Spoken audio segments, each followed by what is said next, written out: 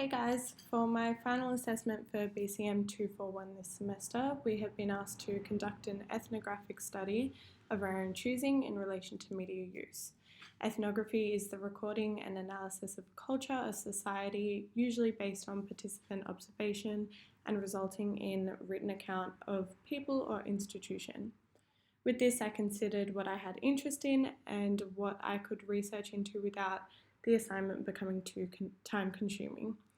As discussed in the lecture and tutorial content, ethnographic studies can often be conducted within the workplace. This seemed perfect for me as I work at least 5 days a week managing a female retail store. As discussed in my project pitch, I wanted to observe and discover consumer buying patterns. I've always believed that clothing is an expression of who you are, and therefore whatever style the clothing the individual is first drawn to is typically a reflection of their personal style. Through my observations over my working week, I established quite a great connection between an individual's style and the first item they were drawn to.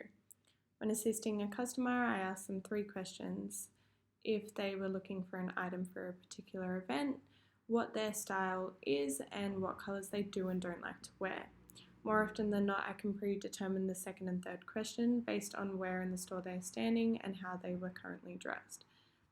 Our walls are merchandised into colour schemes, and therefore majority of the individuals I assisted were okay with wearing whatever colours were on the wall that they were closest to. This was more common amongst the more mature females, so aged 18 to 25, whereas for the females of the younger age bracket, so 12 to 17, they tended to require a bit more conversing to discover what they liked, as they were often shadowed by a parent and would look to them for a response. Once these 3 areas had been established, I would ask or assist them in finding out what size they were and whether we had the items that I believed would complement their body shapes and reflect their personalities in their size. This was often quite difficult as it involves emotional labour, this being the feeling of needing to suppress personal emotions. Out of the 100 plus customers I serve in a day, more often than not the individuals haven't been educated in body shapes. This was one of the major topics I learned in my business and fashion degree.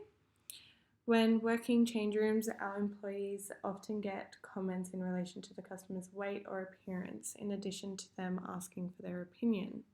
Although the company doesn't provide training on how to deal with comments such as this, my employees are expected to respond professionally. However, with my personal training, I have been able to teach my girls how to handle these situations.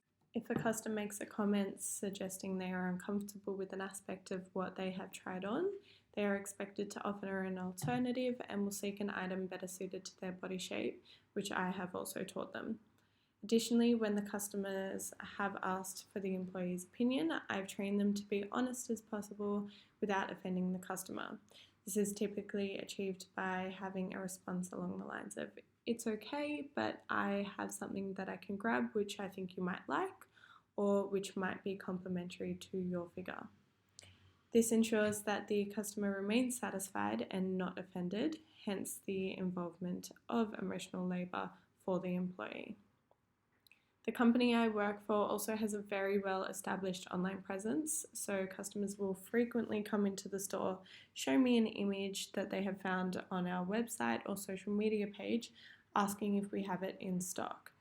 I will often have to inform them that it is only available online, and one of the most common questions that follow this is why.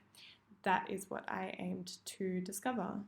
With research and discussions with my visual merchandiser and buying team, I discovered that it was due to product turnover within stores. Although we are an A-grade store and have one of the highest turnovers in the company, we still don't have all the styles that are available online. This is due to our annual product tracking, where we analyse what types of products had the highest turnover in the previous year and at different times within the year. Our stock intake is then based on those figures. Us not having the items that are found online will often trigger a disappointed or even aggressive response from the customer, which was experienced quite often, again inclining each employee to be involved with the emotional labour. All research conducted for this ethnographic study was following the MEAA Journalist Code of Ethics, as all participants have obtained full anonymity and all findings have been made available to the public. We'll also be leaving a reference list of all the supporting sources that I have used throughout my research below. Thanks for listening.